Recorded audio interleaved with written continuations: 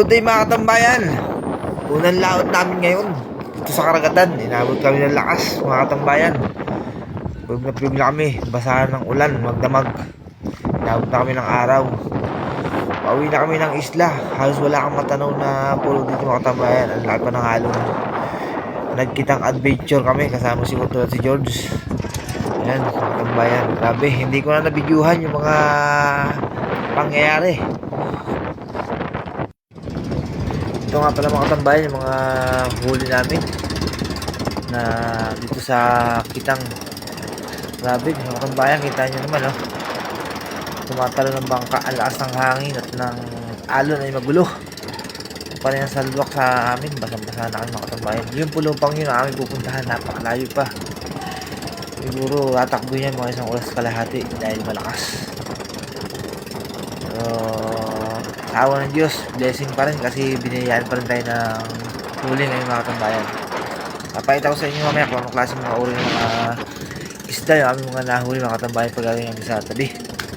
Talagang hindi na namin talaga, di ko nabidyuhan kasi mababasa ang ating cellphone sa lakas ng ulang kagabi tsaka hangin.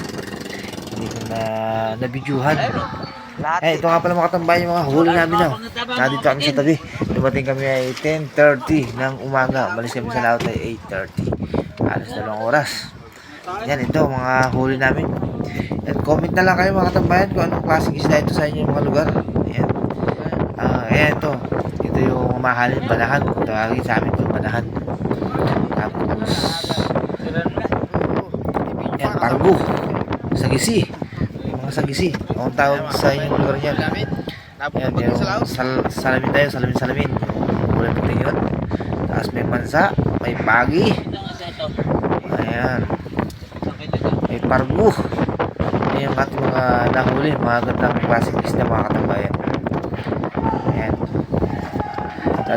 Dadalhin namin yan sa may bintahan, sa sumitan. Ayan, laking mansa oh.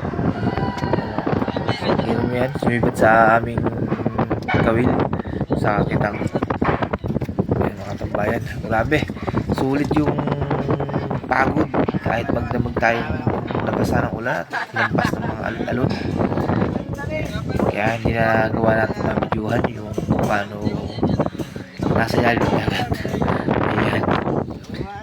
Thank you Lord. Unang laot namin to. Ang tagal namin, ilang buwan kami hindi pumalakaya sa karagatan dahil malakas. Pero laot namin talagang timing pa rin. Malakas pa rin. Ayan, isang banyera mga katambayan. At natin bubuhatin din sa bintahan mga katambayan. Pakita ko sa inyo doon. Alis ko para makita nyo. Ayan, laot tayo. Ayan mga katambayan, binubuhat na. Nuso na ni Garbo at George. Ang dami nga nagtrapay eh. Sarap na rin.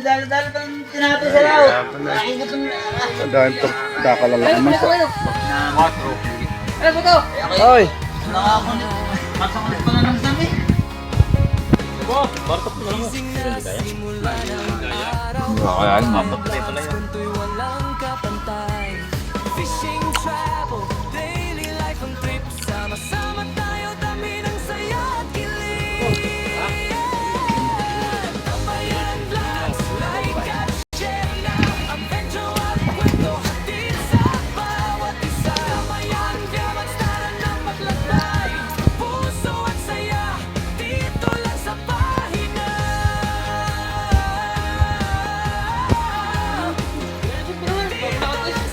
Tiga mo lang.